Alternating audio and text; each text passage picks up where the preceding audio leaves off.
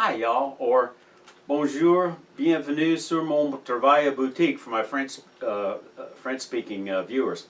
Welcome to my shop for another moment of peace where I don't necessarily turn on a lathe, but just share some thoughts about wood turning and respond to comments from some of the viewers or share some of those comments. I had a poll on a recent video I did, maybe on my last moment of peace. I want to put that on the screen for you so you can see. I was asking, should I maybe make any changes in the kind of things I post out there? And it looks like 75% of y'all said keep on doing what I'm doing, and the other 25% split that said more on projects, more on techniques. So I think that still converts to keep on doing what I'm doing. I want to share a couple of tips with you. This one may seem a little over the top, but it's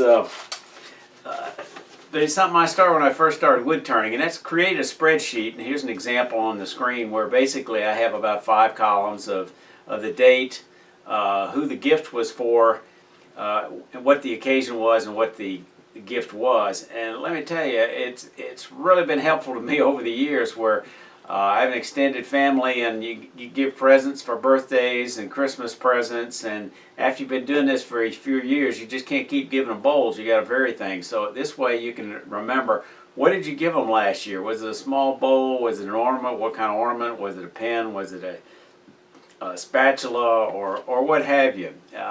So for those of y'all that are as anal as I am, it's a technique you might want to consider. The second technique is one I can't harp on often enough, and that's keeping it sharp to keep it fun. I want to know how many of y'all, let me see a show of hands, how many of y'all shave with a dull razor? Yeah, that's what I thought. Because you know, if it's almost sharp, it'll almost work. Thought I'd mention that YouTube added a recent feature called end cards.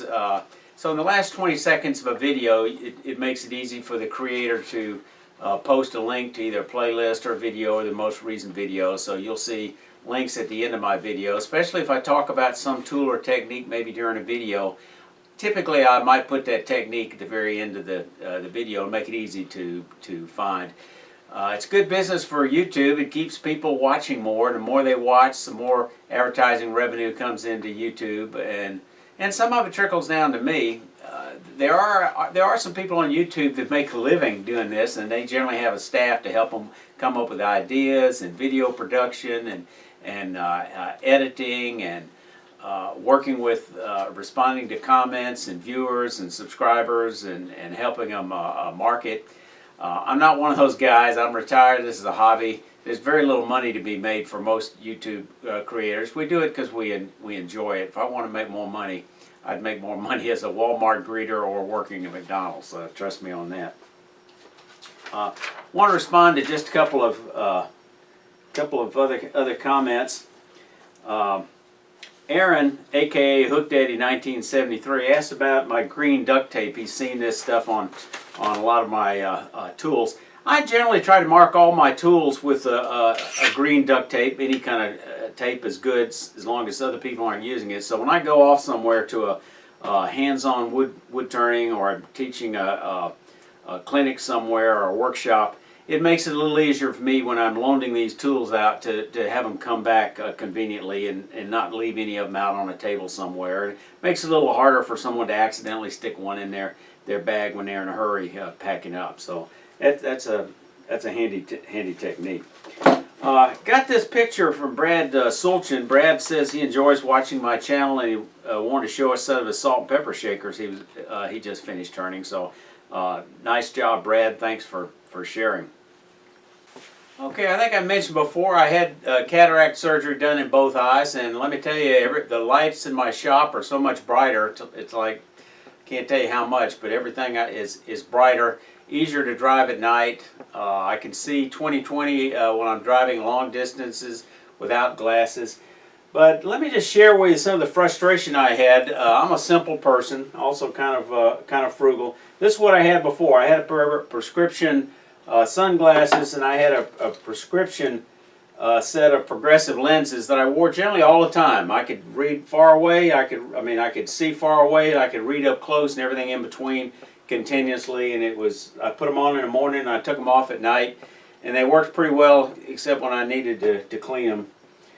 Well, since my cataract surgery, it corrected my far vision, but it made my near vision worse off. And I just want to mention a couple of things that I discovered. You can get safety glasses almost anywhere with readers.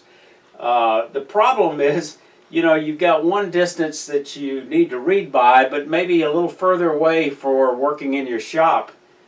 So one size doesn't fit all. So you wind up getting different pairs of glasses, and you start off with you know, a pair of reading glasses. When you go through the process, you knock out one of them between surgeries, so you're assisted by one lens, and then the other lens, it is what it is without a lens.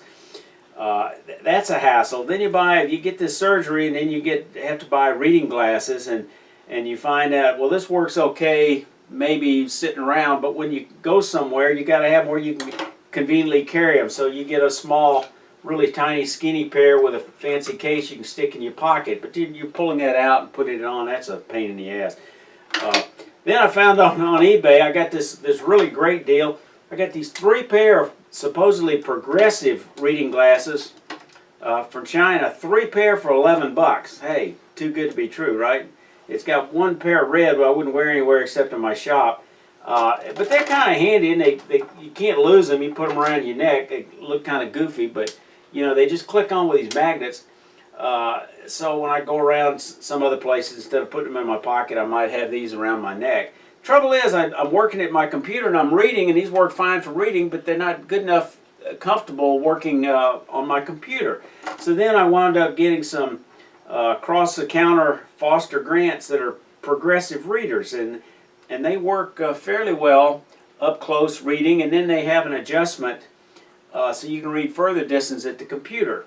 Then you have to go off and buy a strap so you don't forget them, so you got these hanging around your neck. You know, I guess and then of course I had to buy, everything was so bright outside, I had to get some more sunglasses, and it's too cheap to get prescription yet, so I just bought some of these off Amazon. So I guess what I'm saying is still a work in progress. It's kind of frustrating when my near vision wasn't that bad before, and then it was all corrected. And I think when it's all over, they say one of their goals is to try to get you into some cheap drugstore reading glasses, but as it turns out, that doesn't work for very many people if you do lots of different stuff. So chances are I'll wind up going back and getting an expensive pair of progressive glasses that I'll probably go back to wearing all the time, and the tops of them will be clear when I'm driving or looking far off, I won't get any correction. So, but it sure beats the alternative of everything being kind of dim, a little harder to drive at night, and your shop looking like you need more lights, and all the colors are more vivid. Okay, please feel free to post a comment. I enjoy your comments. I enjoy any suggestions you make. I'll try to answer any questions you have. If you got an answer to somebody's question, feel free to jump in and answer it, because it's all about sharing. Safe turning.